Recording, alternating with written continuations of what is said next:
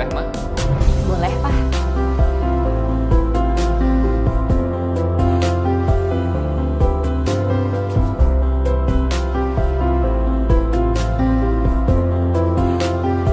Hari ini kamu sibuk sekali ya?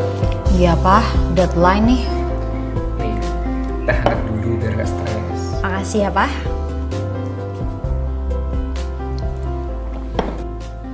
Kamu perempuan hebat loh, Ma. Cocok jadi ikon Hari Ibu.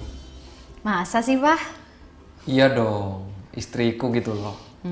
Emang apa sih yang Papa pahami tentang Hari Ibu?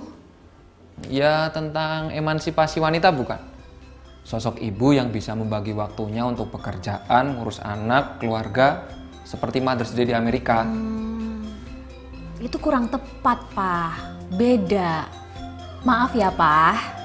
Tapi Mother's Day di Amerika itu maksudnya adalah untuk memberikan terima kasih untuk para ibu yang sudah berjuang untuk keluarga. Beda dengan Hari Ibu yang ada di sini. Aku lebih suka menyebutnya sebagai Hari Perempuan.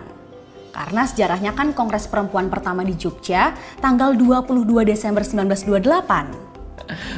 Aduh, ternyata pengetahuan sejarahku buruk ya, Ma. Momen itu bersejarah bagi perjuangan perempuan, Pak. Persoalan penting saat itu misalnya perkawinan anak, kawin paksa.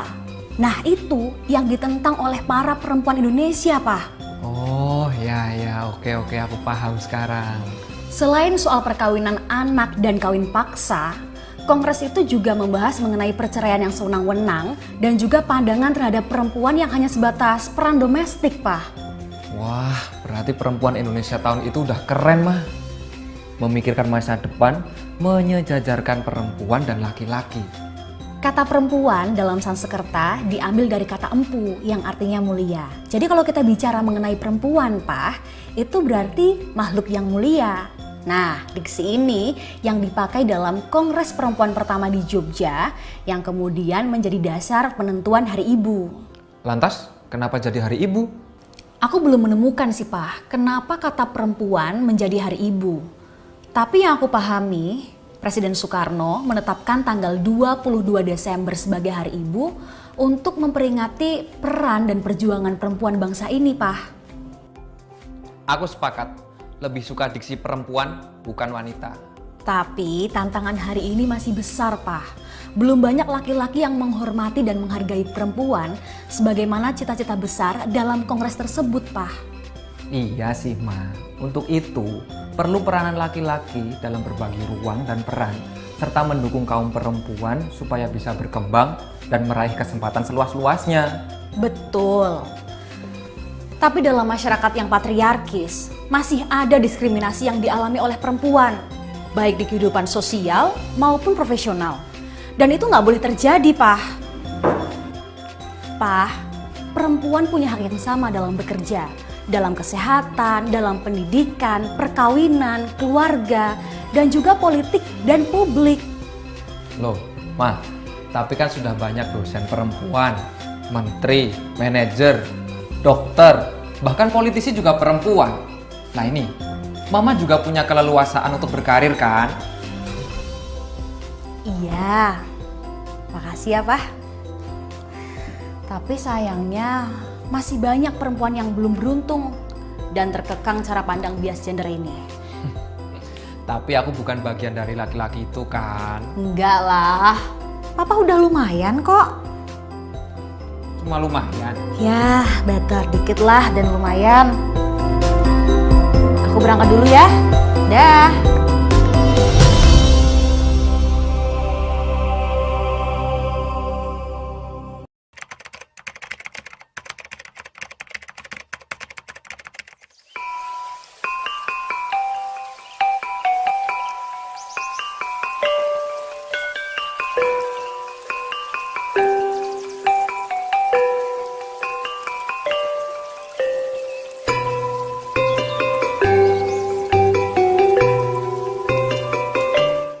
Perempuan memiliki peran dan kontribusi positif dalam memajukan perekonomian bangsa. Sebagai kelompok yang saat ini mengisi hampir setengah dari populasi penduduk Indonesia, di mana 70% berada pada usia produktif, perempuan bisa menjadi pahlawan ekonomi bagi keluarganya.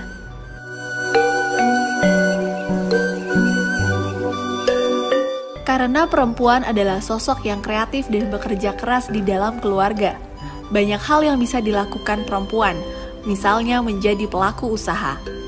Perempuan bisa mencoba meraih penghasilan dengan berjualan hasil produk olahan dari rumah. Melihat potensi tersebut, Kementerian ATR BPN fokus meningkatkan kewirausahaan para perempuan melalui Kampung Reforma Agraria di Desa Mekarsari, Panimbang, Kabupaten Pandeglang, Provinsi Banten. Jika sebelumnya para perempuan di Desa Mekarsari hanya mengandalkan pemasukan ekonomi keluarga dari suami yang rata-rata penghasilannya 500.000 sampai dengan 1 juta per bulan, kali ini para perempuan di Desa Mekarsari dilatih untuk membuat usaha rumahan dengan mendapat kredit antara 2 sampai 10 juta per orang. Para perempuan di Desa Mekarsari bisa memperoleh penghasilan sendiri untuk keluarganya.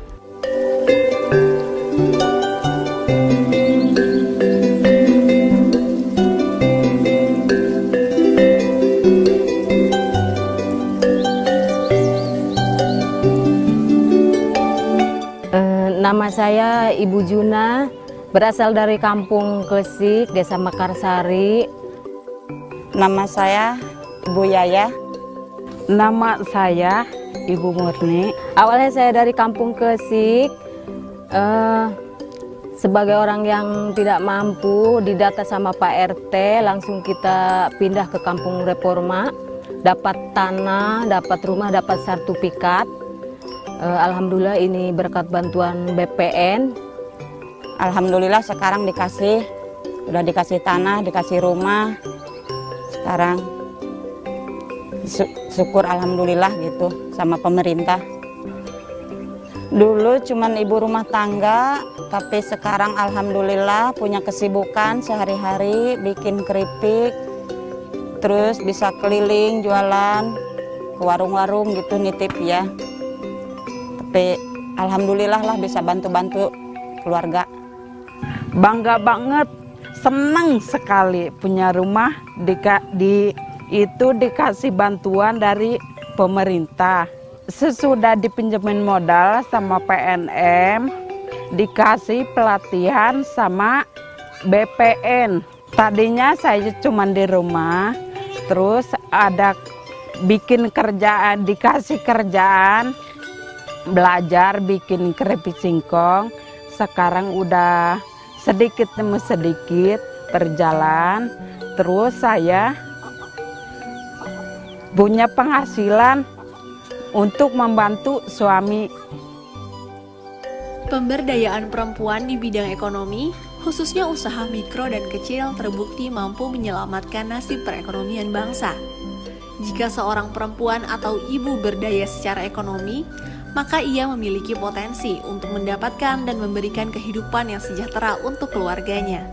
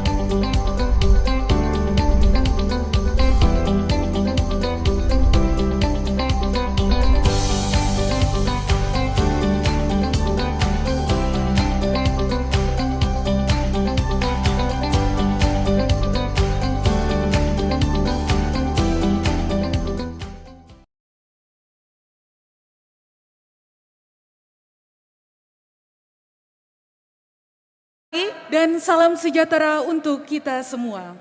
Yang terhormat Pembina Ikawati Kementerian Agraria dan Tata Ruang Badan Pertanahan Nasional, Ibu Ratna Begawangi Sofyan Jalil. Yang kami hormati Ketua Ikawati Kementerian ATR BPN beserta jajaran, Ibu Uti Raharjo. Yang kami hormati para ibu pejabat pimpinan tinggi Pratama dan tenaga ahli Menteri ATR Kepala BPN, Ketua Ikawati Kantor Wilayah BPN seluruh Indonesia beserta jajaran, karyawati Kementerian ATR BPN, Kantor Wilayah BPN dan Kantor Pertanahan seluruh Indonesia, serta seluruh hadirin yang hadir secara langsung maupun yang bergabung melalui Zoom Meeting dan live streaming YouTube Kementerian ATR BPN. Selamat datang dalam acara peringatan Hari Ibu ke-93 tahun 2021 Kementerian Agraria dan Tata Ruang Badan Pertanahan Nasional dengan tema Perempuan Indonesia, Gerak dan Langkah dari Masa ke Masa. Perempuan Indonesia Melestarikan Budaya.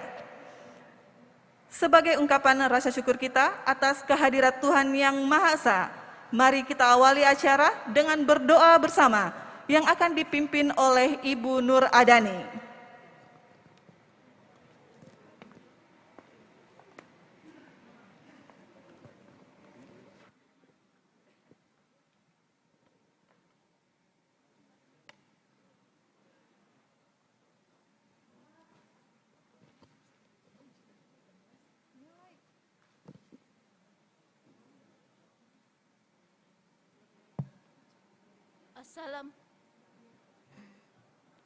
Assalamualaikum warahmatullahi wabarakatuh. Bismillahirrahmanirrahim. Alhamdulillahirabbil alamin. Allahumma sholli ala Muhammad wa ala alihi wa sahbihi ajmain. Ya Allah, ya Tuhan kami, rasa syukur kami kepadamu ya Allah. Tak putus kami mengadu dan meminta rahmat ampun-Mu senantiasa kami harap dan kami damba. Dengan ridho-Mu, semoga negara dan bangsa Indonesia tetap jaya. Ya Allah, ya Rahman, yang Maha Pengasih. Pada hari ini kami berkumpul di sini dalam rangka mengikuti acara peringatan Hari Ibu yang ke-93 tahun 2021. Kiranya acara ini menjadi acara yang Engkau ridhoi, sehingga dapat memberi manfaat bagi masyarakat demi terwujudnya negara Indonesia yang hebat, kuat, dan damai. Ya Allah, ya Qawi, yang Maha Kuat, kami menyadari masih banyak persoalan yang dihadapi oleh bangsa kami terkait perempuan dan anak. Masih tingginya kekerasan terhadap perempuan dan anak, masih maraknya perdagangan manusia, masih adanya kesenjangan akses bagi perempuan di bidang ekonomi. Oleh karenanya ya Allah, berikanlah kami kekuatan untuk dapat meningkatkan peranan dan kedudukan kaum perempuan Indonesia dalam segala aspek kehidupan berbangsa dan bernegara demi terwujudnya kesejahteraan perempuan dan anak di negeri kami tercinta ini. Ya Allah, ya Jami, yang Maha menyatukan, satukanlah hati kami, padukanlah langkah kami, ikatlah kami dalam kasih sayang-Mu. Berikanlah kemampuan kepada perempuan dan ibu di Indonesia untuk dapat berperan dalam menciptakan dan menggerakkan perdamaian dalam keluarga dan masyarakat, yang pada akhirnya dapat meneguhkan nilai kebangsaan dan mewujudkan perdamaian dunia. Ya Allah, ya Ghafur, yang Maha Pengampun, ampunilah segala dosa dan kesalahan kami, dosa dan kesalahan orang tua kami, dosa dan kesalahan orang-orang yang kami sayangi dan kami cintai, baik mereka yang masih hidup, apalagi yang sudah wafat. Hanya kepada Engkaulah kami berharap dan hanya kepada Engkaulah kami mengadu. Engkau Maha mendengar dan mengabulkan. Kabulkanlah doa kami ini. Rabbana atina fid dunya hasanah walhamdulillah. Wassalamualaikum warahmatullahi wabarakatuh. Hadirin yang berbahagia, selanjutnya mari kita dengarkan laporan Kepala Biro Hubungan Masyarakat Kementerian ATR BPN selaku Ketua Panitia kepada Ibu Yulia Jaya Nirmawati. Kami silakan.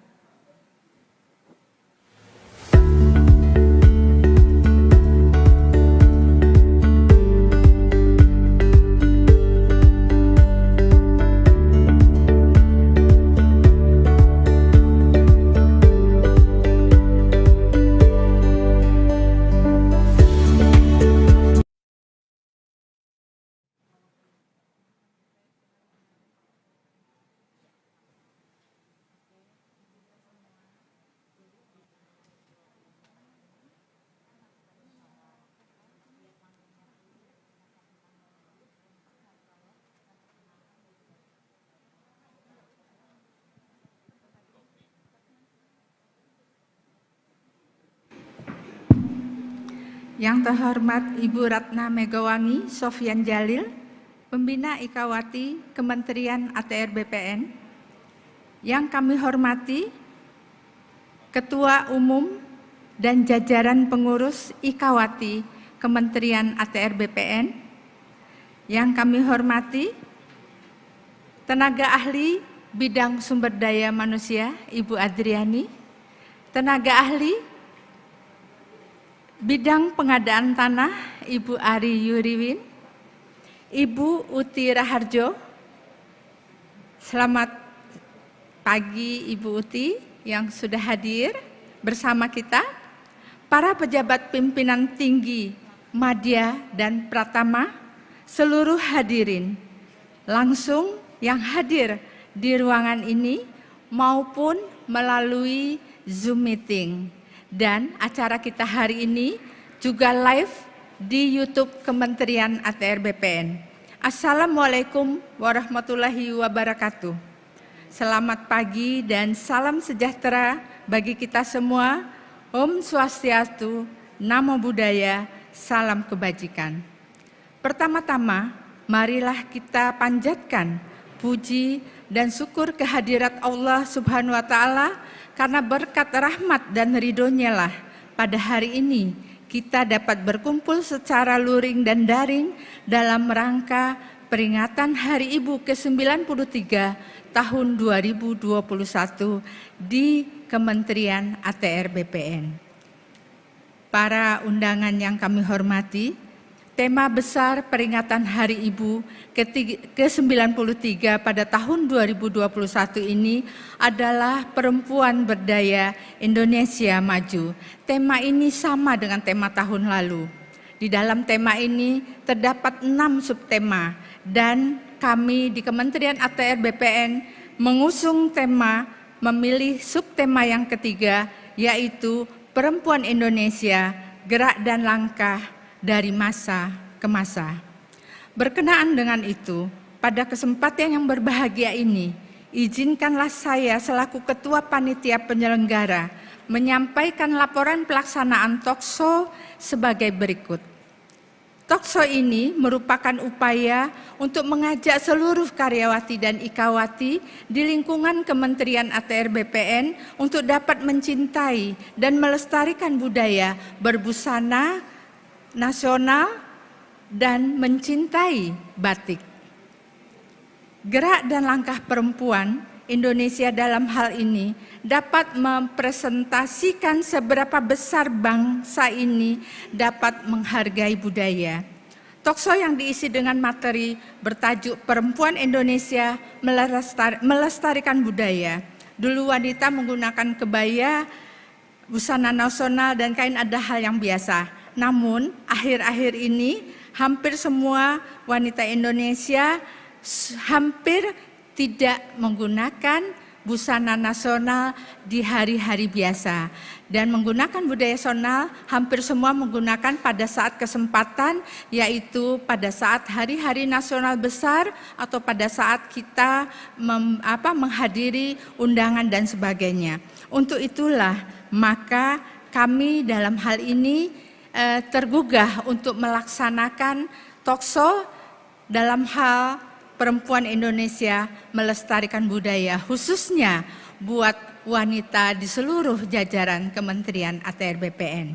Adapun pembicara yang akan menyampaikan materi ini adalah Ibu Uti Raharjo, seorang entrepreneur atau brand konsultan yang sangat mencintai kain melalui karya-karya besarnya. Pelaksanaan Tokso ini diikuti secara luring dan daring. Rangkaian acara ini nanti akan diisi oleh materi. Selanjutnya akan ada fashion show dari ibu-ibu baik karyawati maupun ikawati di lingkungan Kementerian ATR BPN untuk menunjukkan keindahan beragam kain busana nasional.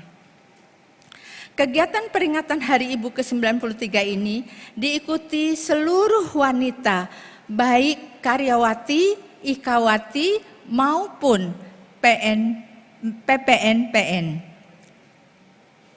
baik yang hadir langsung di lantai 7 ini maupun yang ada di Zoom meeting.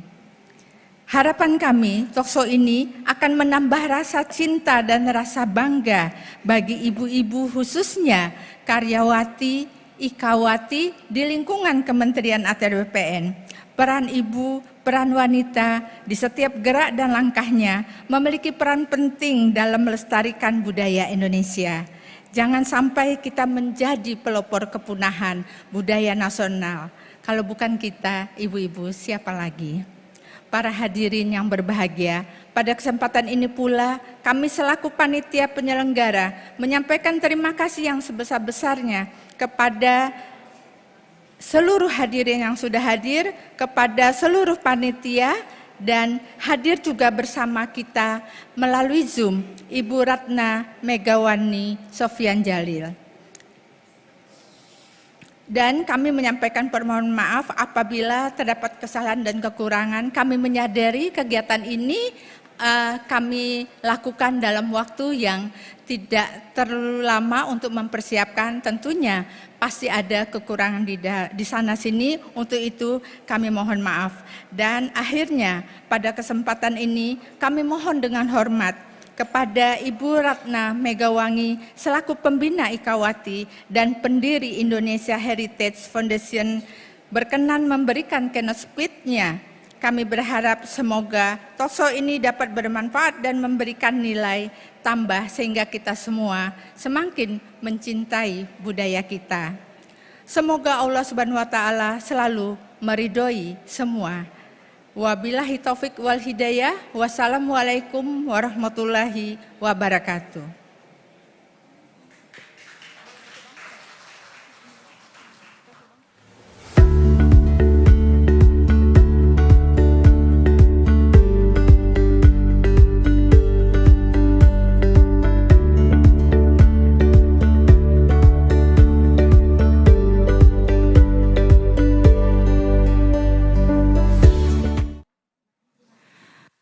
Terima kasih kepada Ibu Yulia Jaya Nirmawati yang telah menyampaikan laporannya.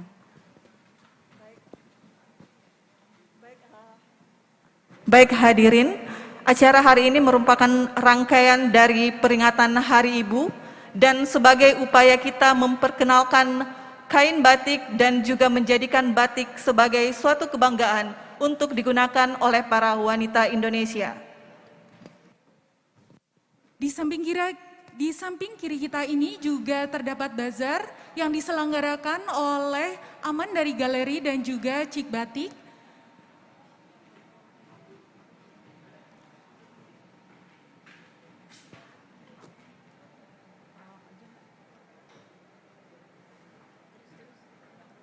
Ibu adalah sumber kekuatan, motivator, pendengar yang baik dan pembentuk karakter anak. Yang sanggup memberikan kekuatan di saat kita merasa lemah dan tak berdaya. Untuk itu, sebagai bentuk persembahan atas cinta dan kasih sayang untuk para ibu di seluruh Indonesia, mari kita saksikan bersama penampilan dari Paduan Suara Biro Hubungan Masyarakat Kementerian ATR BPN.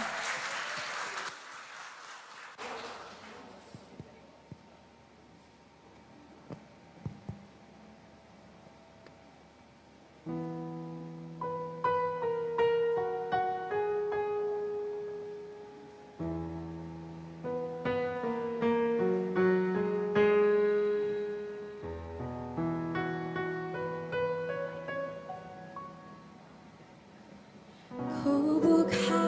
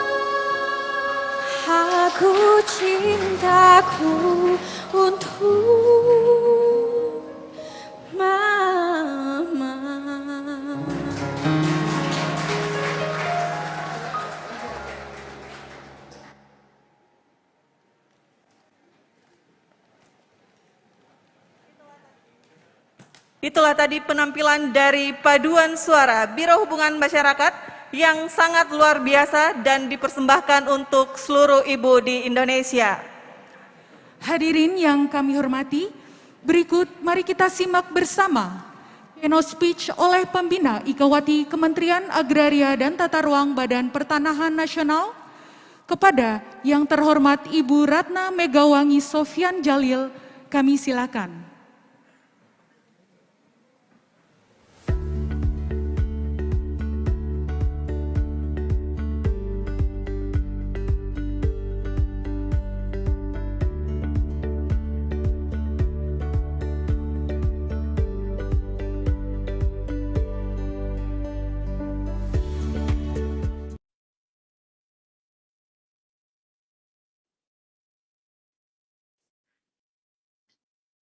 Oke, terima kasih.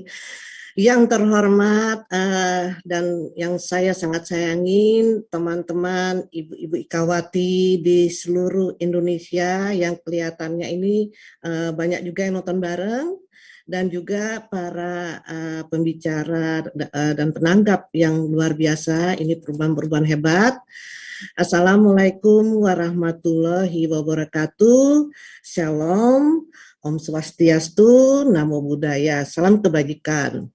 Pertama-tama saya ucapkan terima kasih dan apresiasi sebesar-besarnya kepada para panitia yang telah menyelenggarakan acara yang luar biasa ini, yang temanya juga saya pikir ini bagus sekali dan kontekstual, bagaimana peran perempuan Indonesia bisa melestarikan budaya Nusantara.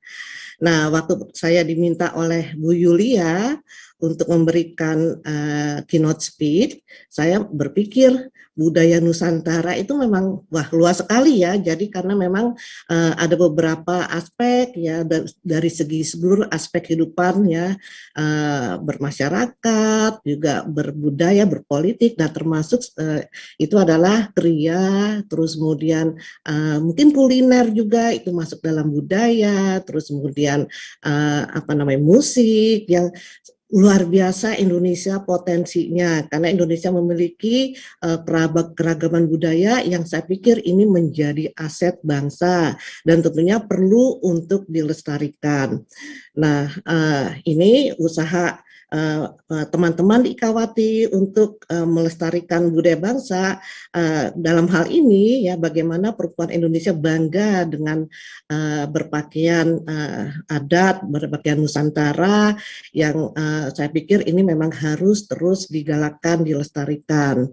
Nah, saya akan fokus kepada peran perempuan atau peran ibu ya di dalam bagaimana kita melestarikan budaya Nusantara, mungkin yang secara garis besar dan secara global ya. Nah, tadi saya melihat video ya mengenai Hari Ibu, terus kemudian ada statement bahwa tidak setuju dikatakan Hari Ibu, lebih setuju dengan dikatakan Hari Perempuan. Nah, mungkin ini perlu sedikit gitu diluruskan karena saya agak sedikit terganggu ya. Karena kalau di Amerika memang ada khusus ya Mother's Day, ya itu mungkin bulan Mei, dan perayaannya itu memang betul-betul dibuat pada hari Minggu, mungkin minggu kedua bulan Mei, di mana itu special occasion dan setiap keluarga, terutama anak-anak dan suami itu memberikan apresiasi sebesar-besarnya kepada para ibu. Ya. Nah, di sana juga ada ya ini sebenarnya internasional disebut International Women's Day. Nah, itu adalah Hari Perempuan, ya, Hari Perempuan, dan ini membeda ya perayaannya. Kalau Hari Perempuan memang sejarahnya itu waktu itu di Philadelphia berkumpul 15.000 perempuan, dan itu spiritnya spirit pemarahan ya, spirit ingin bahwa perempuan diakui hak-haknya dan sebagainya. Karena waktu itu di Amerika memang perempuan tidak diberikan hak untuk voting, untuk memilih ya, jadi hak politiknya betul-betul belum ada. Nah, itu wajar waktu itu perempuan bergerak ya pada tanggal 8 Maret ya, tahunnya saya lupa ya, tapi itu menjadi dasar yang disebut International Women's Day, Hari Perempuan, bukan Hari Ibu. Nah, di Indonesia itu kan adalah dikatakan Hari Ibu, walaupun sejarahnya itu kita tahu semua bahwa itu di mana Perempuan Indonesia melakukan kongres, jadi menjadi Persatuan Perempuan Indonesia, dan selanjutnya kemudian diganti nama menjadi Persatuan Istri Indonesia. Nah, jadi sebetulnya Kongres Wanita pada 22 Desember yang pertama itu spiritnya adalah spirit bagaimana perempuan sebagai istri, sebagai ibu itu bisa memberikan kesempatan kepada para perempuan Indonesia untuk bisa mendapatkan pendidikan, mendapatkan mungkin kesejahteraannya itu meningkat, dan juga memberikan kehormatan kepada para perempuan. Jadi spiritnya bukan spirit untuk kemarahan ya. Jadi saya pikir kalau itu diganti menjadi Hari Perempuan Indonesia, kita nggak ada Hari Ibu. Nah, jadi saya berpikir sebaiknya tidak apa-apa Hari Ibu, karena Hari Ibu ini kita memberikan apresiasi sebesar-besarnya kepada para ibu. Nah, jadi karena kita tidak ada hari khusus yang lain untuk merayakan Hari Ibu. Nah, mengenai peran perempuan dalam hal ini Hari Ibu, kalau kita lihat budaya Nusantara itu sebetulnya sebetulnya secara budaya itu sangat kreatif. Orang-orang Indonesia sangat kreatif ya. Nah, jadi kalau kita lihat kreativitas yang orang nenek moyang kita itu luar biasa ya. Kalau kita lihat batik begitu detailnya ya, desain-desainnya, dan saya pikir itu memerlukan orang-orang yang betul-betul punya daya imajinasi tinggi, daya kreativitas tinggi, dan juga kesabaran. Nah, itu adalah karakter untuk menjadi orang kreatif. Nah, kita tahu semua bahwa sekarang ini ke depan ya, itu tantangannya luar biasa, di mana kita ini udah masuk ke dalam industri kreatif atau ekonomi kreatif, di mana memerlukan orang-orang yang sangat kreatif. Nah, mungkin Indonesia itu pada dasarnya itu adalah kreatif. Saya pikir seluruh manusia di dunia itu dilahirkan dengan kreatif, karena kita itu adalah the image of God ya. Kita adalah citra Tuhan, di mana Allah itu suka mencipta. Jadi kreatif itu adalah kreasi yang selalu ingin mencipta. Nah, ini menarik ya. Ini ada hubungannya dengan peran ibu nih, di mana ini ada penelitian itu pada tahun 1968 di NASA ya, itu ingin melihat tingkat kreativitas manusia, dikembanglah sebuah instrumen. Nah, ini sebetulnya untuk pegawai NASA yang membutuhkan orang-orang yang sangat kreatif. Nah, instrumen ini kemudian dipakai untuk meneliti anak-anak ya, bagaimana perkembangan kreativitas anak-anak dari usia di bawah 5 tahun, waktu itu diteliti sampai usia 15 tahun. Diikuti, di follow up ya selama setelah 10 tahun, setelah 15 tahun. Ternyata ya kelompok yang paling kreatif, ini genius creativity yang diukur itu, usia di bawah 5 tahun itu 98% mereka anak-anak itu kreatif sekali ya. Nah, kemudian di follow up lagi usia 10 tahun itu menurun menjadi tinggal 30%. Nah, kemudian pada usia 15 tahun tinggal 20%. Jadi kok potensi kreativitasnya itu menurun dengan drastis, dan hanya tinggal 20% aja yang kreatif pada usia 15 tahun. Nah, kemudian pada orang dewasa usia 31 tahun diukur tingkat kreativitasnya hanya 2% saja yang kategori yang kreatif. Nah, ini pada tahun 68. Nah, kita tidak tahu bagaimana sekarang ini dan terutama di Indonesia. Jadi, kenapa anak-anak yang seharusnya itu kreatif, yang hampir 100% mereka dilahirkan secara kreatif, karena anak-anak itu memang belum mendapatkan lingkungan yang seperti kalau di sekolah ya, bahwa anak-anak harus mengikuti standar tertentu, kemudian ada angka, apalagi ada ranking, dan kemudian ada suasana belajar yang mungkin tegang, menakutkan, sehingga daya imajinasi dan kreativitasnya menurun. Nah, inilah saya pikir ya, untuk Indonesia bagaimana kita bisa survive nanti ya sampai 2045 ini, kita menjadi generasi emas yang sangat kreatif.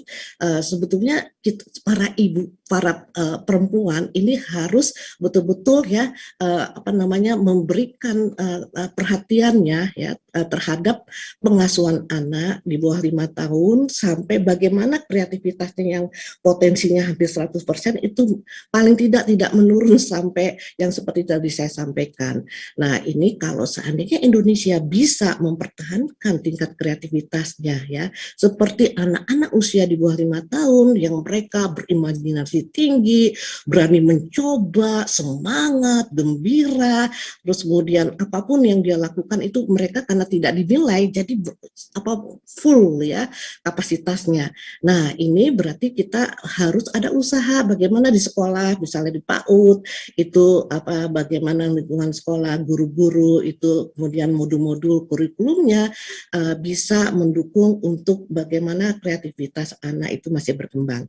Nah, kebetulan saya sebagai founder dengan suami saya Pak Sofian Jalil mendirikan Indonesia Heritage Foundation itu memang fokusnya kepada pendidikan anak usia dini sampai ke SD, bagaimana tingkat kreativitasnya itu bisa terus terjaga sehingga tidak termasuk karakter karena orang kreatif itu tentunya inovatif. Nah, tentunya ada lagi keinginan untuk dia terus semangat berkarya. Nah, semangat itu ternyata kalau menurut ilmu psikologi itu di bawah 12 tahun. Nah, itu cikal bakal dari etos kerja. Terus kemampuan empati yang tinggi untuk bisa mengerti apa sih yang dibutuhkan oleh konsumen. Nah, apalagi di masa depan itu ada digitalisasi yang mana ya semua serba digital. Nah, ini adalah tantangan terbesar. Oleh karena itu saya berharap nih teman-teman di Ikawati, kebetulan saya sebagai ketua bidang pendidikan karakter dan pengasuhan di OASE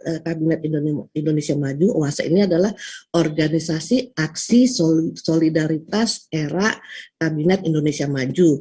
Nah, memiliki program bagaimana menyadarkan para orang tua, parenting, kemudian guru-guru di PAUD dan di SD untuk bisa mengubah cara pembelajarannya supaya tingkat kreativitas dan karakter anak-anak itu bisa terbangun secara optimal. Nah, saya apresiasi waktu itu Ibu Olwan Sitorus waktu menjadi ketua Ikawati di Ambon itu mengorganize ya pelatihan akbar guru-guru PAUD se-Ambon ya. Jadi Bu Olwan itu yang memberikan menghubungi Bunda PAUD di sana, menghubungi dinas. Nah, itu bisa terjadi. Nah, mungkin tahun 2022 ini ya saya harapkan Ikawati di seluruh Indonesia bekerja sama dengan OASE ini bisa kita sebarkan ya program ini supaya tingkat kreativitas anak-anak itu terjaga dan tentunya bagaimana anak-anak bisa melestarikan budaya Nusantara ini. Nah, itu saya harapkan ya teman-teman Ikawati ya tahun 2022 ya kita bisa bekerja sama dan terima kasih saya kepada Bu Yulia diberikan kesempatan yang sangat berharga ini ya untuk bisa kita sama-sama bagaimana Indonesia ini ke depan bisa menjadi negara yang dihormati dunia dengan kemajuan ekonomi dan kesejahteraan yang terus meningkat. Nah, selamat berwebinar. Nah, ini pembicaranya Ibu Uti Raharjo ini sebagai entrepreneur. Nah, ini pasti banyak sekali pengalaman dan juga Ibu penanggap Ibu Andriani Sukmoro, Ibu Ari yang betul-betul mempunyai pengalaman sebagai perempuan tangguh dan juga ibu yang berhasil. Terima kasih, lagi selamat ya, selamat Hari Ibu pada semuanya. Assalamualaikum warahmatullahi wabarakatuh.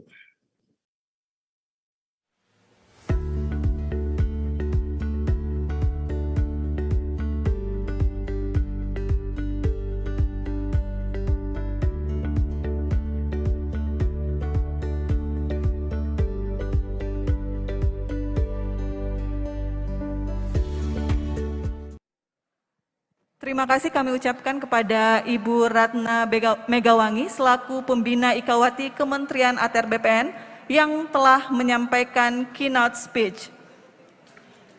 Ibu adalah sekolah pertama bagi putra-putrinya. Seorang ibu mampu memberi contoh atau teladan yang baik. Andaikan seorang ibu belum beruntung dalam mengenyam pendidikan tinggi, tetapi Pastinya dia percaya dan ingin putra-putrinya mendapatkan pendidikan yang lebih baik dari dirinya. Ibu, terlepas dari apapun profesinya, apakah dia seorang presiden, menteri, seorang wanita karir, atau seorang ibu rumah tangga, adalah sosok yang seharusnya memiliki tempat istimewa bagi anak-anak bangsa. Saat ini, para perempuan Indonesia sudah begitu banyak ikut dalam berperan serta dalam upaya pembangunan ekonomi. Hadirin yang berbahagia, selanjutnya kita akan mengikuti talk show dengan tema Perempuan Indonesia Melestarikan Budaya. Untuk talk show pada hari ini akan dipandu oleh tenaga ahli Menteri ATR Kepala BPN Bidang Sumber Daya Manusia. Kepada Ibu Adriani Sukmoro, kami silakan.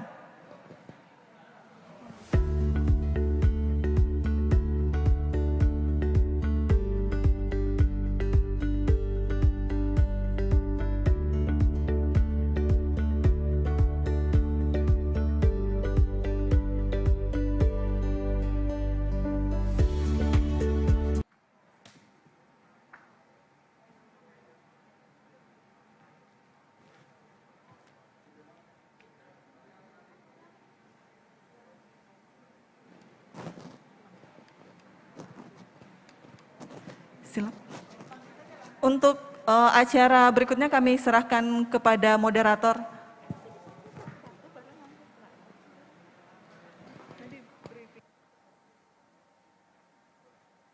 Tes ya.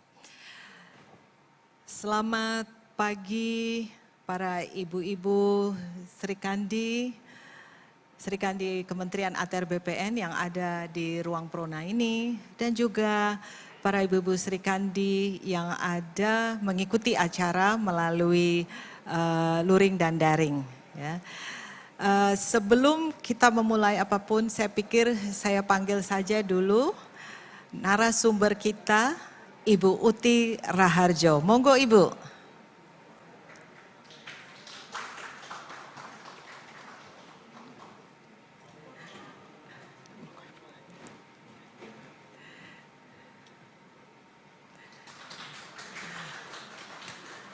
Dan pada acara ini kita mempunyai penanggap Ibu Tenaga Ahli Menteri kita yang luar biasa, yang tangguh, Ibu Ari Yuriwin.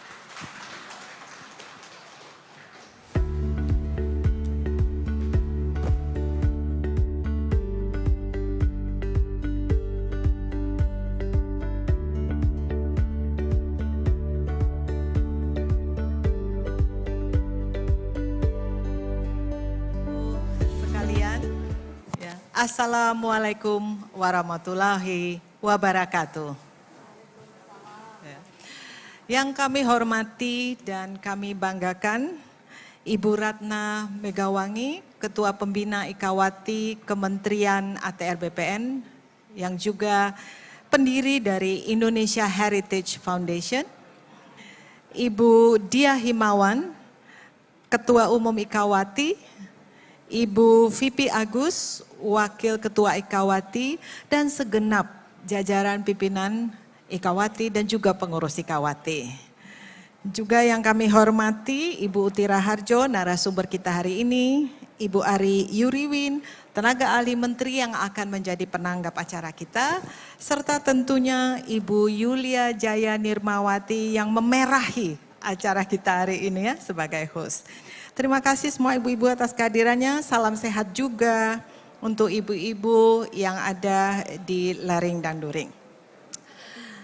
Dalam kehidupan rumah tangga, kita tahu dan kita percaya ibu-ibu ini menjadi pilar roda kehidupan. Ya. Mengapa pilar? Karena ibu-ibu itu bukan saja mendidik dan membesarkan anak-anak, tapi tidak jarang ibu-ibu menjadi kontributor dalam perekonomian keluarga. Mulai jadi yang skala kecil, hanya sekedar membantu, hingga menjadi sumber utama mata pencarian keluarga. Itu banyak terjadi.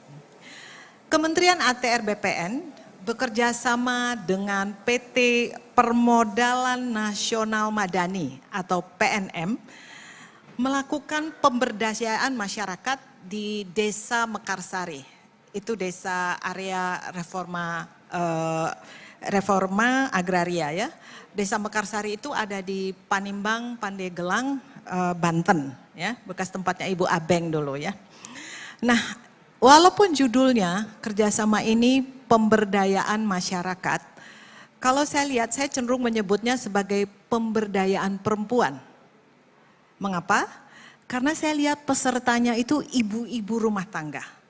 Jadi ibu-ibu rumah tangga perempuan diberdayakan oleh kementerian kita melalui program pelatihan ya, dibantu untuk membuat atau membuka usaha kecil, usaha rumahan, home industry.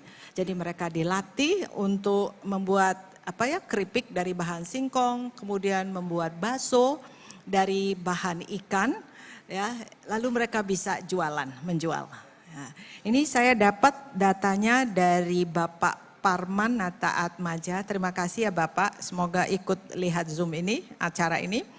Beliau adalah tenaga ahli menteri bidang pembinaan UKM dan ekonomi. Ya, dikatakan dari data bahwa penghasilan ibu-ibu rumah tangga itu meningkat 38% sejak mengikuti program pemberdayaan masyarakat atau pemberdayaan perempuan.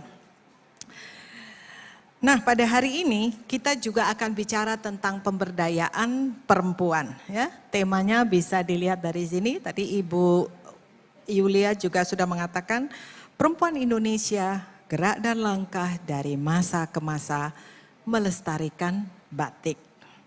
Telah hadir di antara kita ibu narasumber kita, Ibu Uti Raharjo. Beliau akan membagi pengetahuan dan pengalamannya dalam melestarikan budaya bangsa, budaya batik. Sebelum kita memulai acara bincang-bincang kita, saya ingin memperkenalkan Ibu Uti Raharjo dulu deh ya kepada kita semua. Siapa sih dia? Kok dia bisa berada di antara kita? Ya, jelas orangnya cantik gitu ya. Nah, Ibu Uti ini tadi telah dikatakan seorang entrepreneur dan brand consultant, ya, pengusaha dan juga konsultan brand. Ya. Pada awalnya, selama lebih kurang 12 tahun, beliau memupuk karir di dunia agensi periklanan. Istilah kerennya itu advertising agency, ya. Beliau pernah bekerja di AdForce, Saatchi & Saatchi, McCann Erickson dan BBDO ya. Ini kalau di dunia periklanan itu sudah perusahaan-perusahaan terkenal begitu. Posisi terakhir beliau sebagai Direktur Perencanaan Strategis, Strategic Planning Director. Lalu jiwa entrepreneurnya membawa beliau membuka usaha, pengusaha. Ya. Beliau yang founder dari Creative Center Indonesia. Jadi kalau lain waktu Ibu mau belajar kreatif boleh diundang. Gria Cinere House Townhouse, Casa Kemang Townhouse, dan Amandari Gallery. Hari ini beliau berbicara tentang Amandari Gallery dan batik-batiknya. Beberapa penghargaan pernah diraih Ibu Uti. Ya. Beliau terpilih menjadi wanita eksekutif yang diadakan oleh Majalah Dewi tahun 2005. Lalu saya mengikuti contohnya. Tahun 2006 saya ikut dan alhamdulillah terpilih juga ya. Jadi 2 wanita eksekutif nih. Tapi hari ini bukan tentang saya, hari ini tentang Ibu Uti ya. Ibu Uti juga terpilih sebagai Ernst & Young Entrepreneurial Winning Women tahun 2011. Lalu tahun 2012 beliau terpilih sebagai mendapatkan Anugerah Perempuan Indonesia. Ya, hebat sekali ya, kita beri tepuk tangan untuk Ibu Uti. Tanpa berpanjang-panjang lagi, mari kita mulai bincang-bincang kita dengan Ibu Uti Raharjo. Saya nanya-nanya ya Ibu Uti ya. Silahkan Bu Diani. dari raut wajahnya, gayane, ketahuan kelihatan uang Solo. Ya. Jadi saya mau tanya ini Bu Ti, bisa ceritakan dulu tentang Solonya ya, tempat asal usul Ibu. Monggo Ibu Ti. Terima kasih. Sebelumnya saya izin menyapa dulu para Sri Kandi di sini. Saya sangat bangga sekali terus terang. Baru minggu lalu dihubungi Ibu Diani, saya merasa banyak orang lebih hebat, tapi Ibu Diani baik sekali memberi saya kesempatan untuk bertemu ibu-ibu Sri Kandi juga yang luar biasa. Karena perempuan itu ketika perempuan membantu perempuan lain, kalau bahasa Inggrisnya bilang incredible things happen. Sesuatu yang luar biasa akan terjadi. Jadi saya terima kasih sekali Bu Diani, terima kasih Ibu Yulian sudah mempercayakan forum ini dengan mengundang kami. Dan selamat datang juga Ibu Ari dan ibu-ibu sekalian. Dan juga salam hormat kepada Ibu Ratna yang tadi sudah membuka dengan sangat baik. Terima kasih Ibu. Jadi saya mau bicara tentang Solo. Saya kecil di Solo hanya sampai 5 tahun, tapi itu membekas sekali karena kami hidup dari keluarga Solo yang selalu turun-temurun itu selalu bercerita tentang wayang. Lalu misalnya selalu diundang di Mangkunegaran untuk ikut perayaan Satu Suro, di mana kita akan ikut prosesi dan juga kemudian dengan batiknya tentu saja. Jadi Solo itu kota budaya yang menurut saya kosmopolit. Jadi modern, sebetulnya tradisional tapi juga cukup modern. Begitu. Jadi Solo itu luar biasa dan banyak sekali juga mungkin bisa slide-nya berikutnya. Slide 2 Mas Nendra. Kenapa Solo disebut kota budaya? Boleh slide berikut? Ya. Mas Nendra bangun, Mas Nendra minum kopi dulu ya. Slide nomor 2. Ya. Ya. Jadi Solo memang disebut kota budaya, bahkan membuat slogan bagi dirinya sendiri, The Spirit of Java. Solo adalah Jawanya Jawa katanya. Tanpa ingin meninggikan Jawa, ya artinya Jawa itu kebetulan Jawa Tengah. Tapi kebetulan di situ memang berakar seluruh kegiatan budaya gitu ya. Dan O-nya sendiri kalau dari logo itu sebetulnya ternyata adalah motif batik. Ceritanya nih desainernya tuh berimajinasi itu sebuah motif batik. Jadi Solo The Spirit of Java ini yang mendrive atau membuat semua kegiatan budaya menjadi termajukan oleh pemerintah daerah gitu. Dan mungkin berikutnya, slide berikutnya Solo. Mohon maaf ya. Ya, terima kasih Bu Ti. Ini masih berbicara tentang Solo, mungkin Ibu bisa kembangkan sedikit tentang kekayaan budaya Solo itu. Pasti banyak sekali, monggo Ibu Ti. Pertama-tama tentunya ada pengaruh karena adanya 2 keraton di Solo. Monggo slide berikutnya. 2 keraton itu memberikan magnitude ya, jadi seperti magnet budaya karena mereka memberikan pelatihan-pelatihan tentang tarian, tentang gamelan, tentang wayang dan juga mereka membina para anak muda untuk terus meningkatkan budaya di kota Solo ya. Dan juga kota Solo itu terkenal juga dengan semua festival batik. Festival batiknya setiap tahun gitu ya. Dan juga banyak sekali mungkin kalau kekayaan budayanya bisa next. Ada warisan budaya tadi sudah saya sebutkan. Ada keris, ada wayang, ada batik dan 3 ini ternyata sudah mendapat pengakuan dunia. Jadi mendapat penghargaan dari UNESCO begitu. Dan berikutnya yang paling penting buat kita hari ini karena kita bicara soal batik. Pada tahun 2009, tanggal 30 September kita mendapat sertifikasi dari UNESCO yang kemudian oleh pemerintah dijadikan momentum untuk mengangkat Hari Batik Nasional pada tanggal 2 Oktober. Itulah sebabnya setiap tanggal 2 Oktober kita selalu merayakan Hari Batik. Begitu kira-kira. Ya. Terima kasih Bu Tia. Jadi ini yang penting ini di sini nih ya. Ya kita yang paling penting. Tahu batik sudah berada di antara kita mungkin istilahnya itu sejak nenek moyang begitu. Tetapi kita tahu bahwa kalau tidak kita lestarikan dan didaftarkan bisa-bisa diambil oleh siapapun termasuk negara tetangga ya. Jadi kita beruntung sekali sekarang sudah terdaftar di UNESCO sebagai Intangible Cultural Heritage of Humanity ya. Dan dijadikan Hari Batik Nasional. Nah ini sekarang kita sudah masuk ke batiknya ini Ibu Uti ya. Mungkin Ibu Uti bisa menceritakan tentang batik batik khususnya batik tulis lah asal usulnya. Monggo Ibu Uti. Oke, batik itu sebetulnya selalu dilihat oleh kita dalam dua dimensi, motifnya dan prosesnya. Jadi kalau misalnya kita bicara soal motif, di dalam motif itu batik itu bercerita dan berdoa. Dan di mana di situ juga dari doa itu ada petuah-petuah yang dihasilkan. Ada sekitar 250 jenis batik yang klasik ya. Jadi sebetulnya kalau batik dari segi motif itu ada 3 kategori Ibu Diani. Batik keraton yang disebut keraton atau klasik, batik saudagaran dan batik rakyat jelata. Itu nggak ada di situ Bu Diani.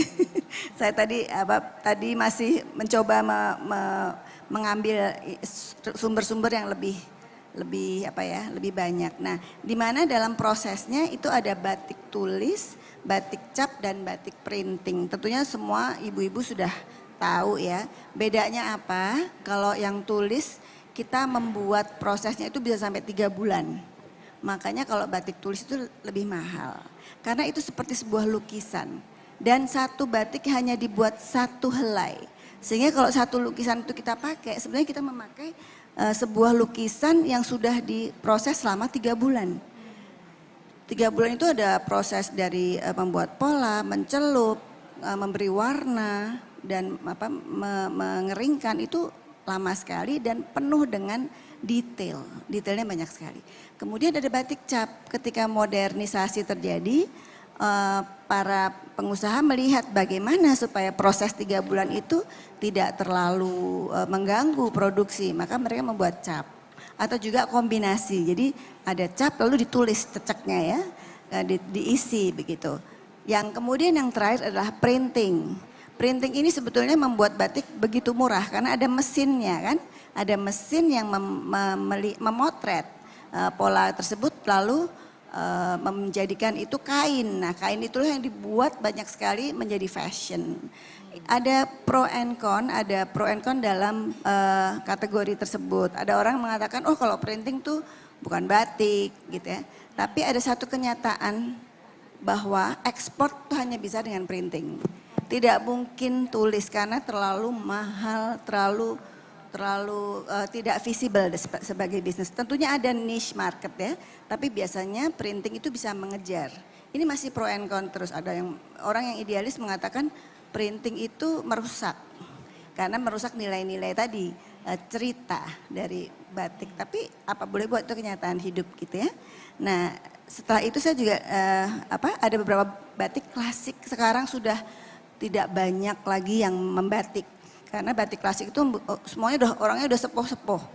Ya, mungkin nanti kita akan bahas lebih lanjut. Tapi yang jelas batik itu juga butuh pelestarian. Dan kenapa batik tulis itu menjadi sangat menarik? Karena mereka punya beberapa pakem yang biasanya dipakai untuk perkawinan. Misalnya saya bisa baca di sini Sito Mukti, Truntum, Wirasat, dan Wahyu Temurun. Di sini, nah Sito Mukti mari kita lihat. Saya orang Jawa jadi D-nya kayak orang Jerman. Gitu ya. Sito itu artinya menjadi, mukti itu makmur atau sejahtera, berkecukupan dan mulia. Sehingga dia menjadi satu doa bagi para pengantin yang akan memulai hidup barunya gitu. Ini bunganya bisa diambil nggak Mas? Saya nggak bisa baca. Oke, saya nggak bisa baca. Banyak rezeki. Jangan Bu. Ibu nggak di sini aja. Udah nggak apa-apa. Ini bunganya, tapi saya nggak bisa baca Ibu. Oke, mohon maaf dipinggirin. Jadi makna filosofinya doa untuk supaya banyak rezeki, keberkahan dan bahagia selamanya. Nanti saya duduk lagi ya Bu, saya kayak penyanyi. Tak temenin berdiri. Oke, berikutnya Mas, parang. Nah parang itu saya suka sekali, sebetulnya itu sebuah batik populer, jadi klasik yang populer. Yang tadinya saya pikir parang itu karena dipakai untuk, saya pikir untuk perang. Saya pikir itu tombak. karena gambarnya seperti itu. Tapi ternyata motif es itu adalah ombak, menggambarkan ombak.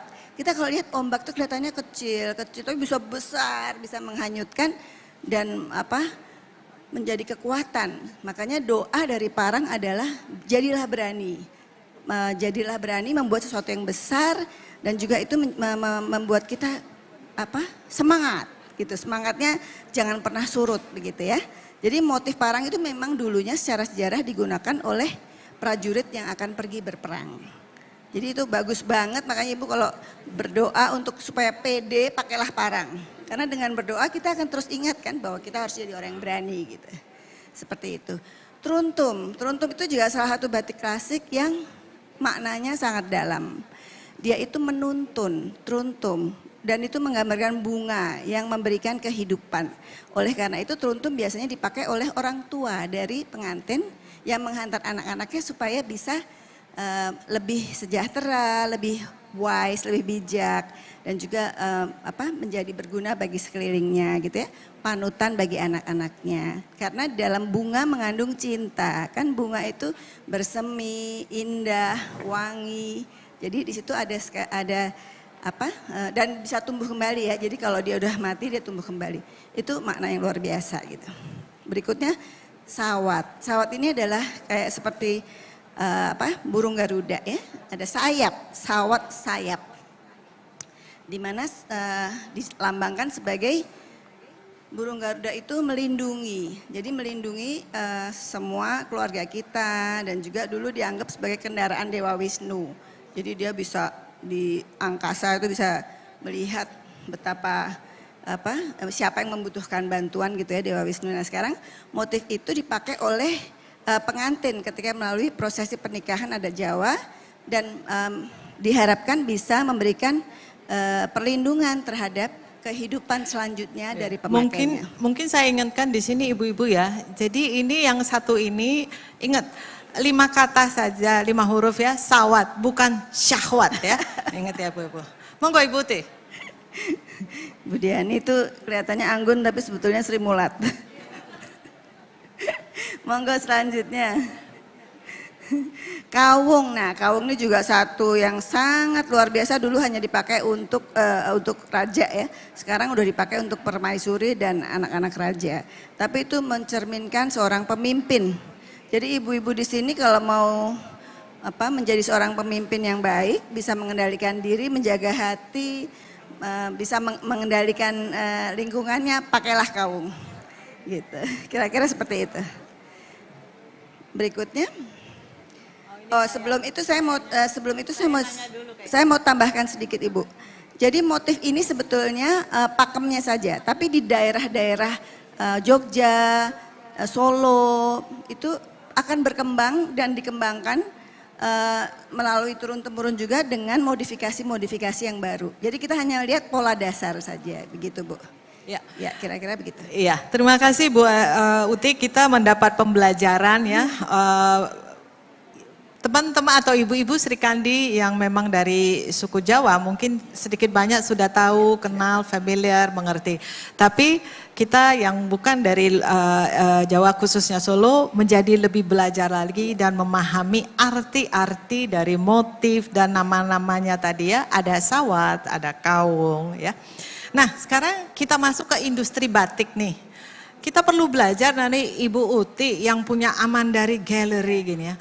Bagaimana industri batik di Indonesia begitu. Kelihatannya sekarang batik itu sudah jadi kain yang sangat dicari. Monggo Ibu Uti. Ya. Batik sebetulnya memang dari awal yang membatik kebanyakan perempuan. Perempuan yang di rumah dia bisa mendidik anaknya tapi juga bisa bekerja, menunggu suaminya pulang, bisa menyiapkan makanan. Jadi dari dulu perempuan itu multitasking.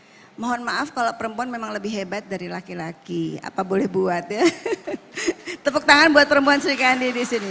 Jadi kalau saya suka merasa kenapa ya orang dibilang emansipasi. Orang kita udah hebat kok. Kenapa kita harus merasa kalah dari laki-laki? Enggak, sebetulnya kita ada kelebihan tapi kita begitu halus dan lembut dan tidak mau menonjolkan kelebihan. Tapi sebetulnya kita tuh multitasking sekali. Dan itu terlihat dari perempuan-perempuan. Mohon maaf yang laki-laki jangan kecil hati. Jadi kita itu sebetulnya dari dulu bahkan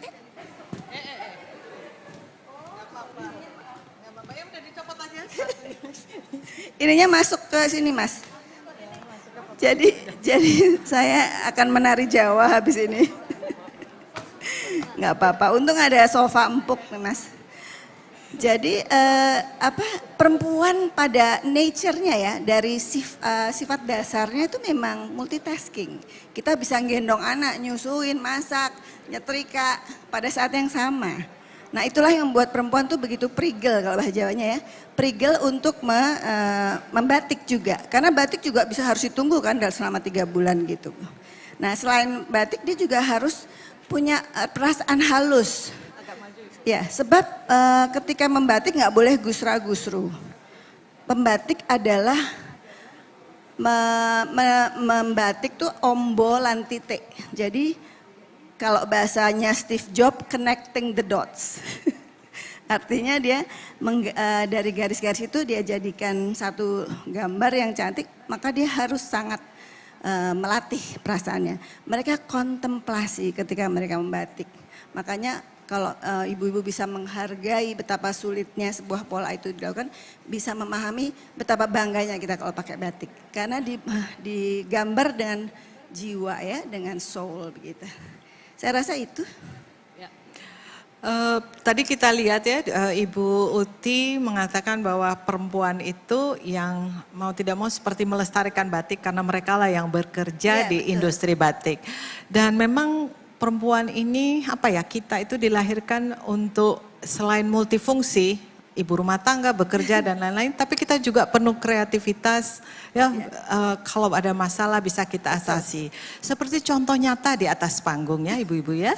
Para Sri Kandi tadi sepatu Ibu Uti masuk ke lubang yang ada di panggung dan beliau sangat kreatif sekali langsung mencopot sandalnya ya. Itu menunjukkan perempuan tak pernah kehilangan akal. Iya, betul.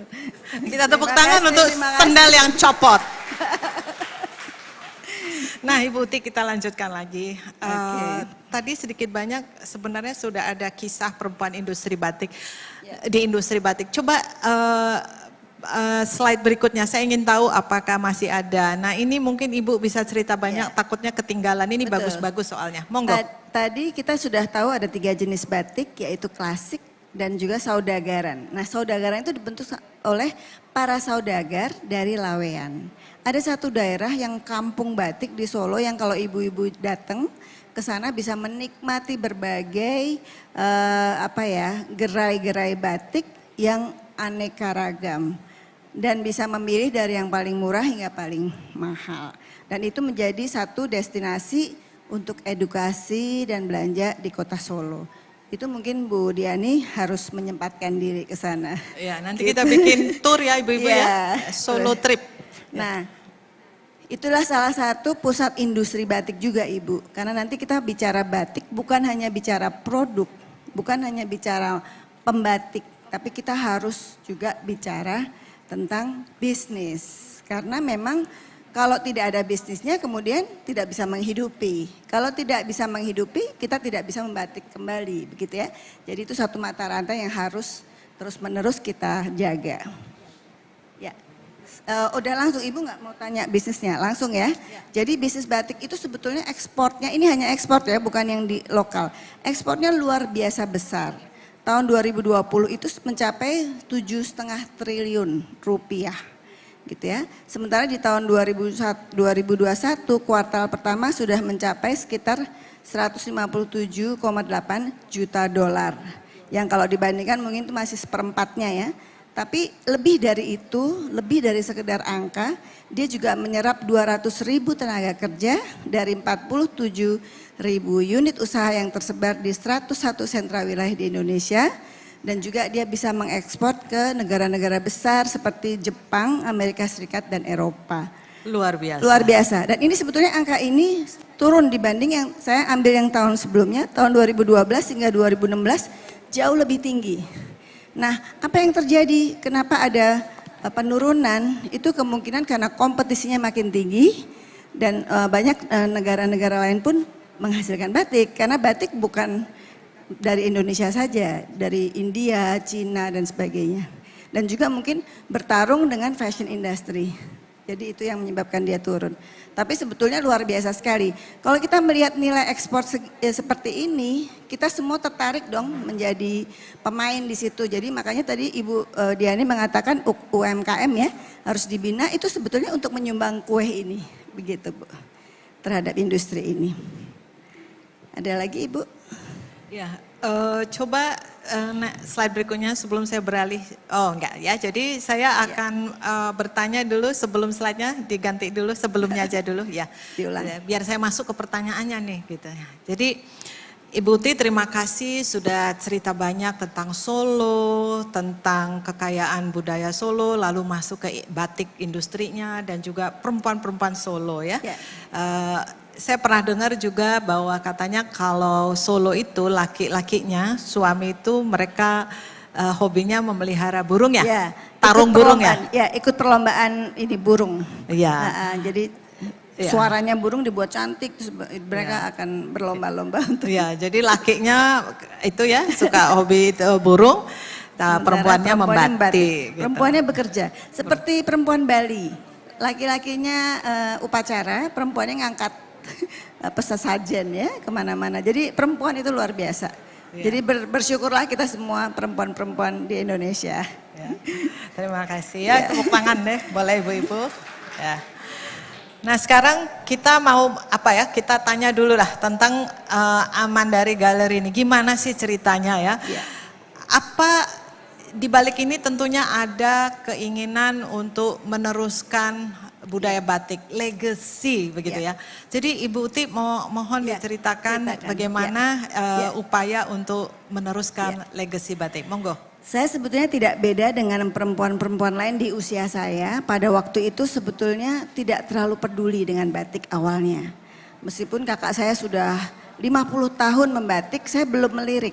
Kenapa? Karena saya sebagai konsultan branding, saya ngurusin Unilever yang misalnya dia punya kecap, sabun. Jadi saya selalu menjual produk. Sampai suatu hari saya lihat kakak saya sudah 70 tahun, dia masih sendiri, tidak ada anak-anak yang meneruskan. Seperti saya juga, anak-anak itu lebih senang untuk bekerja di kantoran, menjadi profesional tentunya ya. Itu tren yang umum terjadi. Tapi kakak saya begitu tangguh, mirip nggak sama saya Bu? Jadi sekarang usianya sudah 76. Ya, tapi dia adalah tulang punggung keluarga, hebat sekali. Jadi dari kita bukan keluarga kaya, kita keluarga yang cukup tidak berkecukupan sebetulnya, tapi dia gigih sekali sampai bisa nyekolahin anak-anaknya sendiri dan juga membantu adik-adiknya. Ketika 12 adiknya, karena beliau adalah anak kedua, saya anak ke-12. Berapa bersaudara? Dari 13 bersaudara. Produktif ya ibu-ibu. Produktif. Dan lucunya kami berdua memiliki tanggal kelahiran yang sama, 8 Agustus. Mungkin feng shui-nya bagus, tapi yang terjadi adalah dua perempuan ini menjadi tiang bagi keluarga kami. Aneh juga, saya juga bingung kok ada ya itu, jadi semacam pertanda begitu bahwa perempuan-perempuan ini menjadi tiang bagi keluarga. Nah Ibu Sendari itu dengan seluruh ketangguhannya sampai hari ini masih bisa menyekolahkan cucu-cucunya. Dan bekerja sendiri karena suaminya sudah meninggal, tapi juga suaminya juga dulu mungkin tidak bekerja ya. Jadi tangguh sekali ibu ini dan tidak pernah mengeluh. Selama pandemi meskipun kita turun ya, dan dia tidak pernah mengeluh. Dia tahu para pembatik juga banyak yang tidak bisa bekerja, tapi dia tetap memutar otak untuk tetap berusaha gitu. Itulah Ibu Siti Sendari yang kemudian ketika dia mau berulang tahun ke-70, saya pikir Mbak, saya boleh nggak bantu kamu, tapi saya bikin brand sendiri. Karena saya orang branding. Saya pikir modal saya sudah cukup untuk membuat packaging atau image yang berbeda. Oleh karena itu, oh ya silahkan, jadi saya membuat Amandari. Nah, ini mungkin masuk ke berikutnya next ya. Slide, Oh, sebelum itu saya mau mengatakan bahwa karya Ibu Siti Sendari itu juga lumayan menjadi referensi bagi para orang-orang penting. Seperti ketika pernikahannya Dian Sastro dan Raffi Ahmad, Mbak Dari itu yang membuatkan pakaian pengantin mereka. Jadi Bundari begitu menguasainya adat Jawa sehingga banyak orang yang ingin dapat all in one package. Bisa tahu tentang bajunya, bisa tahu tentang adatnya, upacaranya dan sebagainya. Jadi ibu-ibu sekalian, Ibu Sekjen, Ibu-ibu Dirjen yang hadir, boleh nanti kalau mau mantu ya, biar seperti Dian Sastro dan Raffi Ahmad ya, pesan-pesan dari Amandari Gallery. Iya. Nah berikutnya ada satu juga yang mungkin membanggakan, salah satu langganan beliau adalah Bapak Jokowi. Karena ya namanya orang Solo ya, jadi kenal sama satu sama lain. Mungkin dulu waktu jadi wali kota sudah dekat, karena kakak saya dulu juga ketua WIC, jadi ya terjadilah semua network itu dengan baik begitu. Kira-kira begitu. Ini yang membanggakan. Jadi setelah saya melihat luar biasa sekali ya, tapi kok saya nggak peduli ya. Begitu akhirnya saya mendirikan Amandari. Gitu. Nah masih ada lagi ya saya lihat. Nah jadi kepedulian saya itu melit saya menjadi satu story. Karena saya orang branding ya. Orang branding tuh cuman meng-create story tapi yang believable. Story yang lahir dari apa yang ada. Karena kalau dia meng-create story-nya tidak bisa dipercaya atau ngarang, nggak bisa. Brand itu selalu lahir dari authenticity kita. Apa yang ada dalam diri kita. Nah, saya menamakannya Journey of Three Generation. Kakak saya yang memahami batik, saya meneruskan legacy dan anak saya yang akan menjadi menghayati makna batik dan wisdom yang diturunkan. Dan dia memasuk dalam diplomasi budaya. Karena kita lihat di kancah internasional itu selalu diplomasi budaya itu menjadi kekuatan dari negara-negara kita juga termasuk ya. Jadi anak saya itu suka sekali ikut perlombaan diplomasi di model United Nations. Pernah mengikuti di segala macam ya, ada di Eropa, di Amerika dan dia selalu menang. Jadi saya lihat ini leadershipnya bagus, tapi dia juga tidak tahu batik. Makanya dia saya ajak kita bertiga mengembangkan Amandari yang diambil dari nama anak saya, yaitu Laras Amandari. Gitu. Ibu, ketika saya launching tahun 2016 itu pas ulang tahun kami, 8 Agustus. Kebetulan waktu itu Ketua Badan Ekonomi Kreatifnya adalah Pak Triawan Munaf yang meresmikan dan saya dibantu oleh para komunitas pebisnis yang juga cinta wastra. Jadi kita kalau mendirikan bisnis tidak mungkin sendiri, harus bersama teman-teman. Karena kalau sendiri, apalagi zaman digital, tidak ada kolaborasi, susah ngangkatnya. Makanya kita pakai digital sebagai media kita untuk bisa membesarkan bisnis kita dengan baik. Dan dari diplomasi dengan teman-teman itu terjadilah edukasi juga, jadi teman-teman juga mulai mencintai batik, mulai juga dengan memakai batik setiap hari, seperti itu. Yang berikutnya saya juga dibantu oleh beberapa organisasi bisnis dan komunitas perempuan, karena again saya bilang tidak bisa berdiri sendiri. Jadi saya mengajak Ibu Suryani Motik, salah satu ketua umum dari Himpunan Pengusaha, dan juga Ibu Astrid Fasile, itu ketua Australia Indonesian Business Women Association. Dia yang sering mengadakan acara-acara budaya di Australia, begitu kira-kira. Gitu. Nah, untuk bisa membuat Laras Amandari tertarik anak saya mencoba memupuk rasa cinta dia, tapi saya tidak mau mendikte. Jadi saya biarkan dia mempelajari beberapa batik, dia memilih batik ini. Lalu dia memberi puisi pada gambar ini. Dia melihat ada kupu-kupu di situ. Dan memang corak kupu-kupu itu menjadi corak yang sangat kuat dalam batik Amandari. Karena seolah-olah kita sekolah di psikologi ya Bu Diani ya. Biasanya ada yang namanya tes proyeksi. Jadi kalau kita menggambar, apa yang kita gambar sebetulnya menggambarkan siapa kita. Nah saya ngelihat Mbak Andari itu menggambar selalu semuanya kupu-kupu. Oh ada upaya di situ untuk mentransform hidupnya. Dari ulat menjadi kupu-kupu. Karena itu sebuah transformasi sempurna ya. Jadi itulah yang juga dimaknai oleh Laras. Lalu dia membuat ini ya, puisi yang saya terjemahkan. seperti ini. Saya bacakan ibu-ibu. Metamorfosa. Sebelum seekor kupu-kupu sadar diri, ulat kecil mengalami perjalanan panjang yang kelam. Terpenjara dalam bayangannya sendiri. Mencoba memelihara tubuh mereka yang nyaris hancur. Melakukan lagu merdu untuk membangkitkan kekuatan. Hingga saatnya sang hari menyeruak membelah langit. Lalu dia emphasize, kita atau kau lahir dengan sayap sempurna. Mengapa lebih suka merangkak dalam kehidupan? Itu pelajaran yang dia lihat dari seekor kupu-kupu. Bahwa kita ini diberi semuanya, kita diberi sayap oleh Tuhan. Tapi kita belum menumbuhkannya. Di mana kita? Itulah yang harus ditanya pada diri sendiri. Lalu dia belajar lagi, kemarin aku merasa lebih pintar. Maka aku ingin merubah dunia. Hari ini aku ternyata lebih bijak karena aku merubah diriku sendiri. Itu saya rasa luar biasa ya. Terima kasih.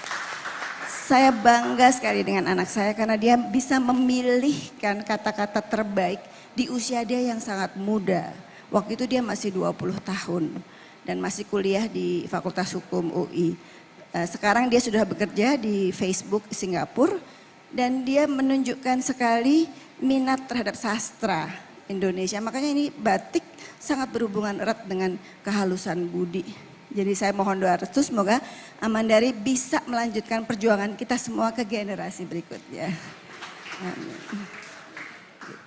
Nah, salah satu cita-cita saya harus didukung oleh upaya saya untuk menguatkan brand Amandari menjadi satu brand yang diakui. Untuk itu kami ikut beberapa pameran, seperti yang paling besar adalah warisan.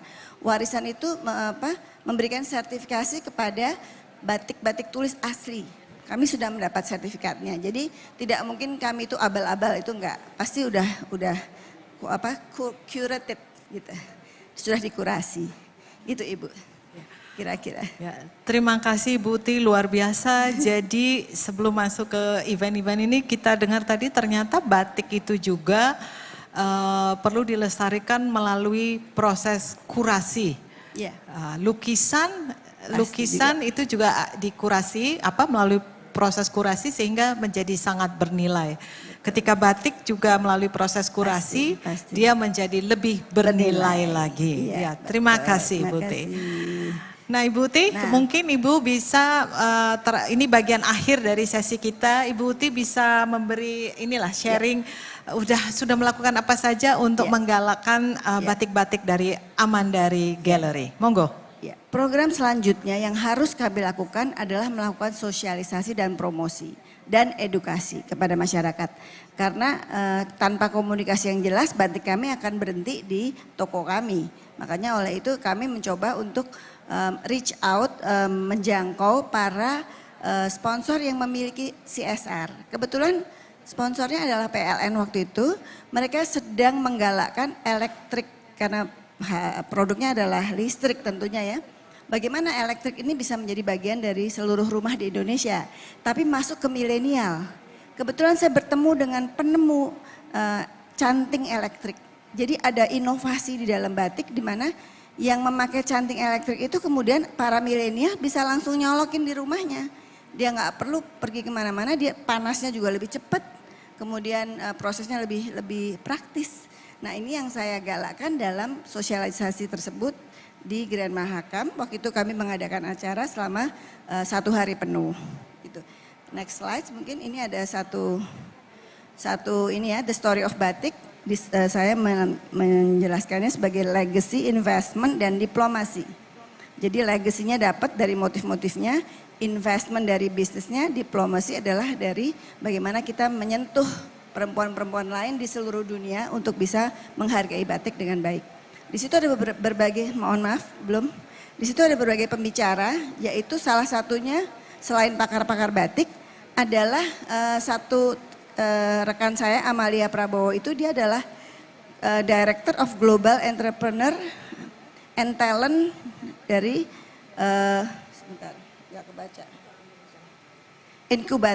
inkubator. Jadi semua pengusaha-pengusaha yang mau ekspor itu melalui dia bisa diinkubasi, dilatih begitu ya. Jadi end to end, upaya kami untuk bisa membuat batik itu menjadi global itu harus end to end dan harus menjangkau banyak kolaborasi karena tidak bisa satu pihak. Seperti halnya kita sebuah industri harus dibangun. Nah ini termasuk di situ. Nah berikutnya saya juga bicara soal transformation batik di mana anak saya Laras bicara soal bagaimana mengatasi kompetisi di dunia dan bagaimana kita meningkatkan batik ya, industri batik. Nah salah satunya juga partner saya Ibu Novita Yunus itu yang sebetulnya kebaya-kebaya ini adalah hasil karya beliau. Beliau juga salah satu pejuang wastra yang mencoba untuk membuat batik itu chic. Makanya namanya batik chic. Kami selalu kemana-mana berdua, sehingga saya melengkapi batiknya, beliau melengkapi kebayanya. Kira-kira begitu. Makanya lahirlah semua fashion yang sangat menarik ini. Seperti ibu-ibu cantik yang sebentar lagi akan tampil memukau. Kemarin saya rapat dengan beliau-beliau, saya tidak melihat itu pesonanya. Sekarang keluar semua. Kemarin tuh terlihat sangat formal dan sangat profesional. Sekarang terlihat sangat cantik dan sangat memukau. Jadi saya juga tepuk tangan nih buat ibu-ibu semua yang sudah memakai baju itu. Saya sendiri ikut bangga sekali dengan ibu-ibu semua. Kira-kira itu, dan persembahan terakhir adalah satu video yang saya ambil ketika kami mengadakan acara di PLN. Ya, monggo Ibu Uti duduk, videonya bisa diputar, monggo.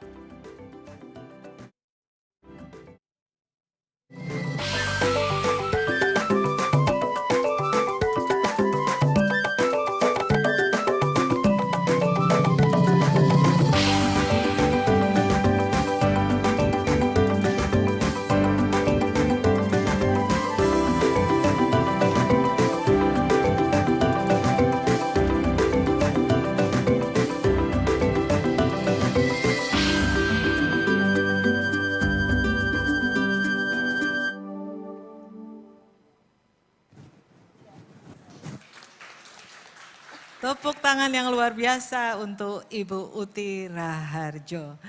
Terima kasih Ibu atas sharing pengalamannya, kita belajar luar biasa ya. Dan kalau tadi video cuplikan yang ditampilkan berisi kerjasama dengan PLN dan pihak-pihak lain, nanti cuplikan video Ibu Uti sudah berisi kegiatan kita hari ini ya. Ya, nanti saya cek ya kalau itu tidak terjadi. Ya. Baiklah, kita sebelum membuka kesempatan untuk tanya jawab kepada Sri Kandi, baik yang di ruang prona maupun yang di luring dan daring, kita akan memberi kesempatan dulu kepada yang terhormat dan kita banggakan Ibu Ari Yuriwin sebagai penanggap acara talk show. Monggo ya. Ibu. Terima kasih Bu Andiani, tentunya surprise sekali hari ini kita kedatangan kehadiran Ibu Uti Raharjo yang luar biasa, tadi sudah menyampaikan dari hulu sampai dengan hilir. Bagaimana beliau seorang entrepreneur menyikapi juga untuk melestarikan budaya batik seperti itu dan menurunkan juga kepada putrinya agar warisan budaya nenek moyang kita ini bisa terus berlanjut dan tentunya ini merupakan suatu hal yang luar biasa. Sebagaimana Ibu kita ketahui bahwa kebaya itu tidak lepas dari batik. Jadi kalau pakai kebaya pasti pakai batik ataupun songket dan sebagainya.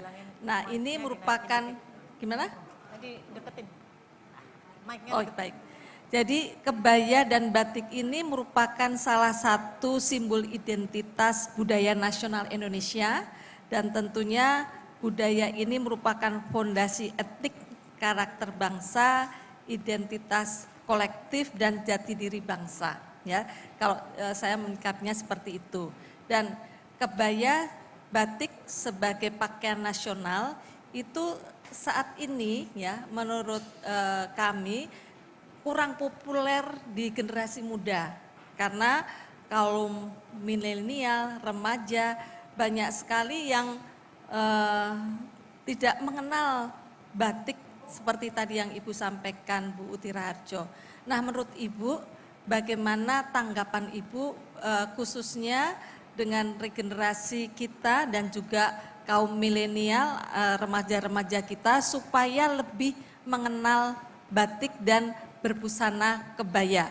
Karena saat ini kaum milenial lebih suka yang kasual, kemudian yang model-model ala Jepang, Korea, itu kan yang selalu karena setiap hari nonton sinetron Korea, ibu-ibu juga hobi sepertinya ya. Jadi, nah itu mungkin Ibu supaya budaya kita tidak ketertinggal, bagaimana saran pendapat Ibu? Terima kasih. Terima kasih Ibu Ari, pertanyaannya bagus sekali. Itu merupakan tantangan kita semua ya di era yang sangat berubah hari ini. Milenial seolah-olah punya dunianya sendiri. Yang kadang-kadang kita ini para digital imigran, saya baby boomer sebetulnya. Saya digital imigran dengan para milenial yang sudah sampai di pulaunya. Saya masih berenang nggak sampai-sampai Bu. Itu satu hal. Tapi jadi mereka punya dunia sendiri yang punya orientasi global. Bahasa Inggris dan segala macam, nonton film drakor, ibu-ibu padahal udah bukan milenial tapi masih nonton drakor ya. Karena memang bagus sekali. Jadi saya rasa kalau bisa membuat milenial suka atau bisa bahkan berjuang, dia harus mengenal. Karena tidak mengenal maka tak sayang. Tapi mengenalnya jangan dengan cara jadul, dengan cara kekinian. Misalnya sekarang kita bisa bikin dari ibu-ibu sekalian di sini ya, para Ikawati ini kan juga banyak banyak milenialnya juga gitu ya. Dari situ kita ada transformasi budaya. Jadi kita mentransfer apa saja nilai yang baik, tapi juga apa yang memberikan value business. Karena anak-anak milenial sekarang tuh sangat entrepreneurship tinggi, sangat penuh dengan kreasi-kreasi baru karena mereka melihat dunia dari layar sebesar ini setiap hari. Jadi kita mau melawan itu nggak bisa. Kalau sudah sungainya begitu besar kita ikutin saja. Nah tapi bagaimana mengikutinya supaya kita bisa memahami bahwa milenial juga punya cita rasa yang berbeda. Oleh karena itu batik tidak boleh hanya tampil klasik. Dia harus bermetamorfosa juga menjadi tampilan-tampilan modern tapi tidak meninggalkan warisan budayanya. Jadi yang pakem-pakem itu pasti masih tetap dipakai untuk traditional wedding ceremony seperti itu Bu. Tapi yang modern mungkin sudah melakukan transformasi model juga dan motif gitu Bu saya rasa. Karena at the end of the day yang penting adalah industrinya Bu. Gitu menurut saya Bu. Baik Ibu Uti, kita lanjutkan ya. Kalau kita melihat bahwa industri ekonomi kreatif yang didorong menjadi penggerak ekonomi bangsa dan tentunya ini perlu kiprah dari wanita-wanita Indonesia ini yang sangat diharapkan. Nah tadi dengan melihat bahwa kaum milenial masih kurang tertarik masalah budaya batik dan juga edukasi, eduturism ya untuk kegiatan mensosialisasikan batik. Nah tentu harapan kami Bapak dan Ibu-ibu sekalian, kita sebagai wanita, sebagai penggerak untuk yang diharapkan oleh pemerintah untuk ekonomi kreatif ini tentunya bagaimana peluangnya Ibu untuk teman-teman karyawati BPN, kira-kira kalau selain kita di bidang keagrarian kita punya sebagai karyawati, tetapi bagaimana cara kita bisa mendukung untuk ekonomi kreatif sebagai ibu rumah tangga ataupun sebagai karyawati? Itu pertanyaan kedua yang juga sangat bagus Ibu Ari, saya kagum. Jadi memang supaya kita semua di sini di ruangan ini ketika keluar kita juga punya cita-cita gitu untuk bisa mengembangkan. Dan sekarang era entrepreneurship itu tinggi sekali. Yang membedakan seorang entrepreneur dan bukan entrepreneur adalah katanya istilahnya locus of control. Jadi kendali ada dalam diri kita. Kalau kita kendalinya besar, jadi passion kita besar untuk berbuat sesuatu, itu energinya itu meriak-meriak ke sebelah-sebelahnya. Nah, tinggal bagaimana mengkolaborasikan kelebihan dia dan kelebihan saya. Karena kita semua punya kekurangan dan kelebihan. Tidak bisa bisnis itu berdiri sendiri. Bisnis itu selalu tentang produk, promosi, pricing, dan placement distribution. Distribusi sudah memakai media sosial yang sangat mudah dan murah. Ibu Ikawati mungkin saya nanti mau lihat websitenya sudah kreatif belum. Karena itu juga membuat orang-orang itu tertarik untuk bisa ikut berpartisipasi. Seperti Ibu tadi sampaikan ada ekoturism yang tourism, education dan tourism.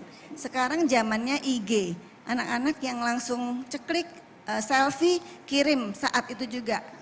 Nah, kenapa enggak itu dihidupkan lalu mudah-mudahan pandemi segera berakhir, turismenya tumbuh, fashionnya tumbuh, dan batiknya juga terangkat.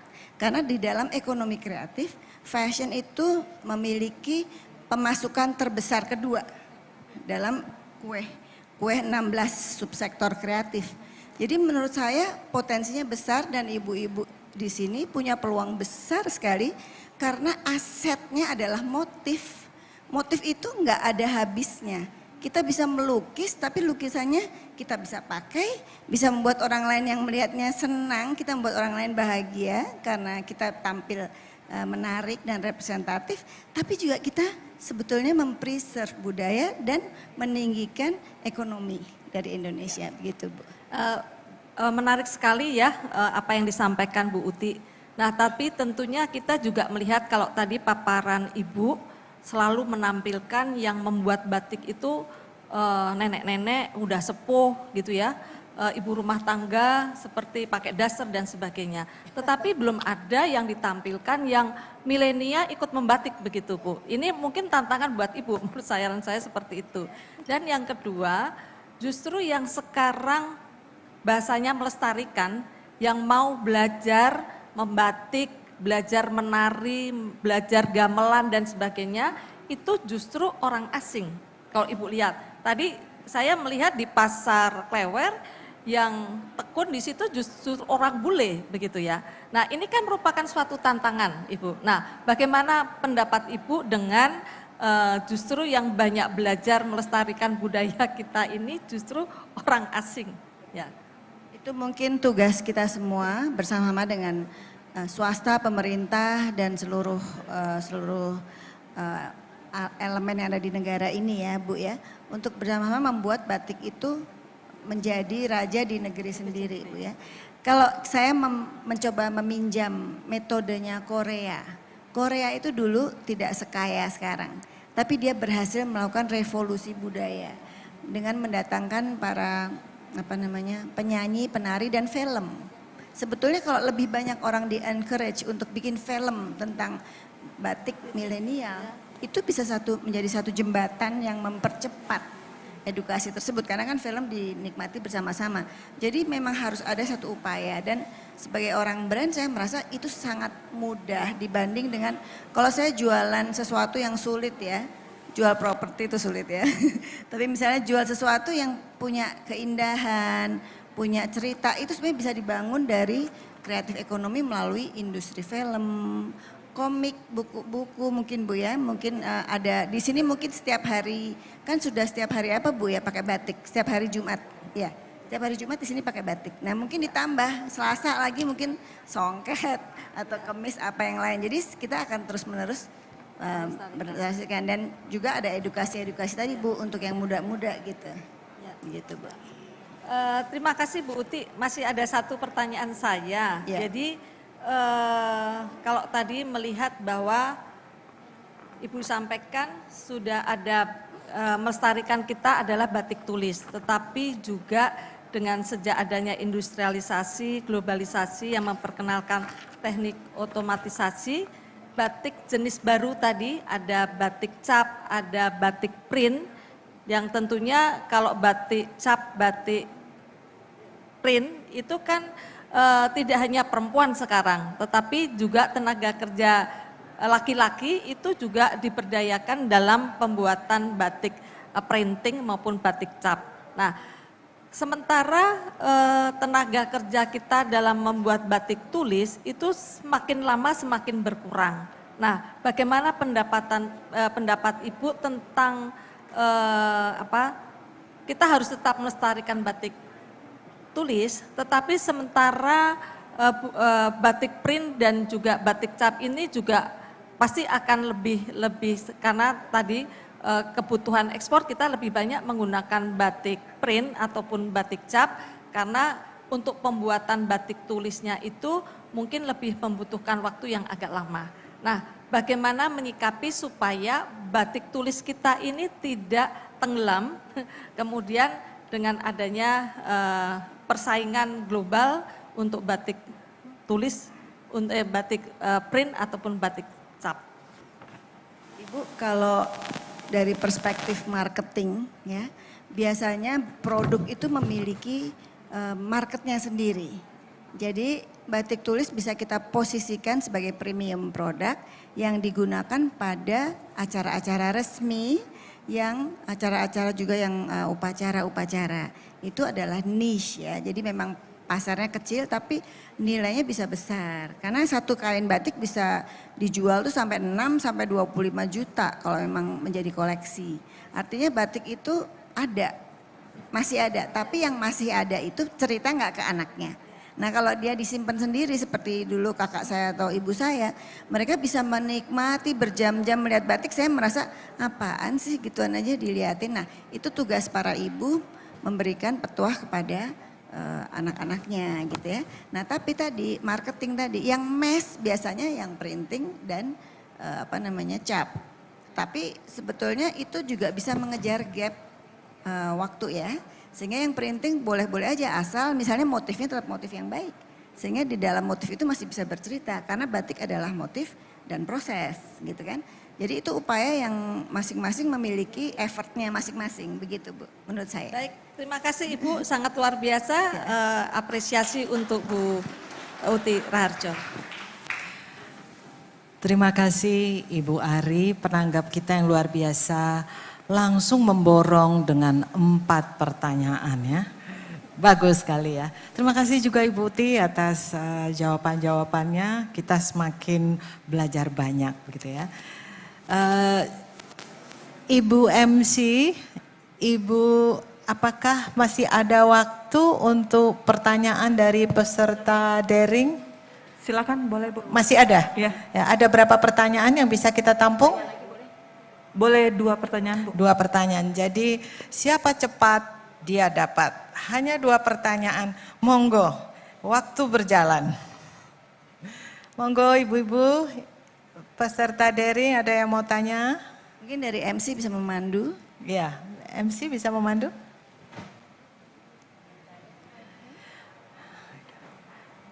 Kita hitung sampai 3. Mungkin kami boleh dibantu juga dari operator Zoom.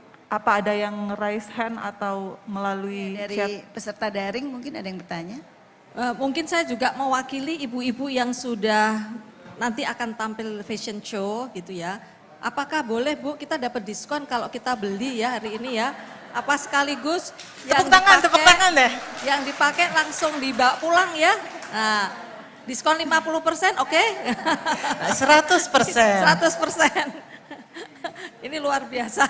Karena ini hari istimewa pasti ada diskon. Tapi ya diskonnya mungkin nanti bisa dilihat di sana. Oh iya. Jadi setelah ini promosi, diharapkan gitu bisa ya. bazar gitu ya. Jadi yang sudah dipakai cantik-cantik boleh langsung dibawa pulang. Gitu. Ibu Uti langsung, kan beliau pengusaha, di kepalanya langsung menghitung kalkulator berjalan ya. Jadi urusan diskon ada, tapi nanti langsung Diskonnya ada sampai dengan 20%. Diskon 20%, Oh, iya. ibu-ibu sekalian, monggo. Alhamdulillah 20%. Ibu MC, apakah ada? Kalau tidak ada kita lempar Untuk ke... dari daring tidak ada Bu. Tidak ada ya. Baik, sekarang kita buka 2 pertanyaan saja bagi ibu-ibu yang berada di ruang Prona ini. Monggo, langsung ke Ibu Uti deh. Monggo siapa yang mau menjadi pengusaha batik? Bisa disambi loh. Sepertinya tidak ada, jadi saya pikir tidak ada ya. Sepertinya kita akan masuk ke fashion show, tapi saya hanya ingin menambahkan kita beri tantangan pada diri kita sendiri berdasarkan tadi pertanyaan Ibu Penanggap yang luar biasa dan jawaban Ibu Uti yang luar biasa juga. Pertama dari saya mungkin 2, kita harus berpikir jangan melihat keterbatasan kita. Jadi coba buka horizon kita, wawasan kita, bertanya tentang sesuatu yang mungkin rasanya nggak mungkin. Nah yang pertama Ibu Uti, kalau bisa Ibu Uti ini sebagai orang yang sangat kreatif berpikir tentang bagaimana menjangkau Korea. Dalam arti siapa band Korea yang paling terkenal sekarang? Apa? BTS ya? Semoga nggak salah ya. BTS. Nah kalau bisa itu BTS yang tampil di mana-mana itu dia bisa pakai baju batik. Dan akan menjadi luar biasa bila ibu-ibu ada di ruangan ini tampil juga bersama BTS dan batiknya. Ya. Mimpi-mimpi nggak apa-apa ya. Kemudian usul yang kedua. Tadi pertanyaan Ibu Penanggap, Ibu Ari Yuriwin itu bagus sekali. Bagaimana caranya menarik milenial untuk masuk ke usaha melestarikan batik. Jadi ayo berpikir Ibu Uti menjadi pelopor. Di masa depan milenial ini akan meraba, mungkin dari sekarang mereka meraba, mereka akan masuk ke industri mana. Ancaman dari digital, yaitu ancaman dari digital di mana-mana namanya revolusi industri 4.0 akan menjadi revolusi industri 5.0. Jadi banyak pekerjaan yang akan didigitalkan. Tenaga-tenaga milenial itu akan kehilangan lahan pekerjaan. Nah, inilah dia kesempatan yang bisa diambil Ibu Uti. Ibu Uti